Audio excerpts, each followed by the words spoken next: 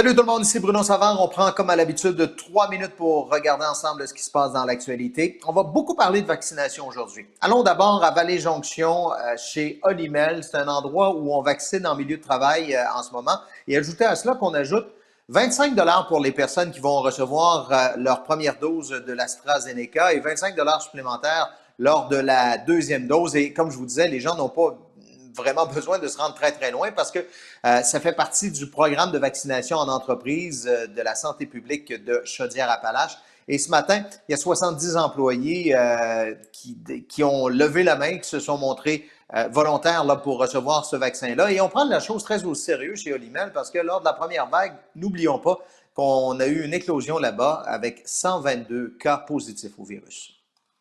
C'est une chose essentielle, une chose qui aurait été faite au tout début ici, pendant la première pandémie, à dire... Ça peut plus les inciter, mais ceux qui ne veulent pas, bien, ils vont continuer peut-être à ne pas vouloir non plus. Là. C'est mieux pour pour moi et pour toutes les autres personnes. Le fameux incitatif, il n'y a pas que chez Olimel, la Société de transport de Lévis, on va même remettre jusqu'à 100 $ pour les chauffeurs, les employés qui démontreront qu'ils ont obtenu 2 doses de vaccin. Aujourd'hui, on commence la vaccination de la deuxième dose dans les CHSLD de la capitale nationale. Il y en a 20 qui sont ciblés lors de cette première phase. Avec la montée des variants, là, on veut s'assurer que les aînés les plus vulnérables soient protégés correctement.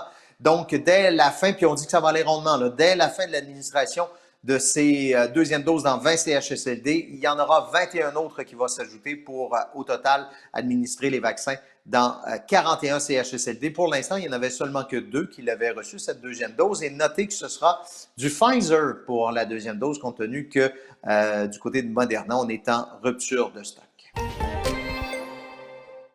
Le décès du signaleur Pascal Cochon frappé sur l'autoroute 20 à la hauteur de Saint-Cyril de Wendover le 8 avril est souligné en ce moment. C'est un drame qui a secoué toute cette industrie et qui nous fait prendre conscience comme automobilistes du danger là, que courent les signaleurs routiers. D'ailleurs, il y a un cortège là, qui se met en branle pour sensibiliser les automobilistes et également le gouvernement. Regardez, là, quand même, le bilan, il est lourd. 17 signaleurs routiers décédés depuis 2008. Il y en a 20 qui ont été blessés, 20 qui sont blessés par année, selon les données rendues publiques par la CNESST. On revient à la vaccination en terminant pour vous dire qu'elle s'accélère. On a un nouveau record de vaccination hier avec 88 000 personnes. Les cas de COVID dans nos régions se stabilisent et même sont en baisse. 152 nouveaux cas aujourd'hui déclarés dans la capitale nationale, mais les décès sont élevés. Regardez, 7 dans Chaudière-Appalaches, 142 nouveaux cas déclarés aujourd'hui et s'ajoute à cela 3 décès. Pour connaître l'ampleur de la vaccination, pour suivre l'état de la pandémie, vous savez, l'application Info de Radio-Canada qui est toujours disponible. Ici Bruno Savard. Bon vendredi.